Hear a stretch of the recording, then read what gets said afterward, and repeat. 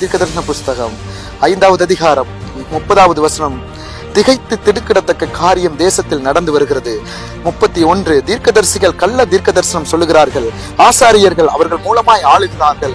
இப்படி இருப்பது என் ஜனத்துக்கு பிரியமாய் இருக்கிறது, ஆனாலும் முடிவிலே என்ன செய்வீர்கள்? என கண்மன கர்த்தருடைய பிள்ளைகளே, இன்றைக்கு தேசத்துல நடந்து வர்ற காரியங்கள், இன்றைக்கு கர்த்தருக்கு விரோதமாய் இன்றைக்கு அநேக கள்ள தீர்க்கதரிசிகள் எழும்பி ஆத்துமாக்களை வஞ்சிக்கிற இந்த வேளையில இன்றைக்கு கர்த்தருடைய ஜனத்துக்கு எது பிடிச்சிருக்கு தெரியுமா? தீர்க்கதரிசிகள் கள்ள தீர்க்க தரிசனம் சொன்னா கூட பரவாயில்ல, ஒருவேளை ஆசாரியர் எப்படிப்பட்ட வார்த்தையை சொல்றாங்க, சத்தியத்துக்கு விரோதமா யார் என்ன வார்த்தை சொன்னாலும் அவங்க என்ன நினைச்சிடறாங்க, பரவாயில்ல இது கர்த்தர் தான் பேசுறான்னு அக்செப்ட் பண்ணிட்டு அவங்களோட ஆவிக்குரிய வாழ்க்கையில ஆண்டவர் என்ன செய்யறாங்க, பின்வாங்கி அவங்க பாட்டுக்கு போயிட்டே இருக்கிறாங்க.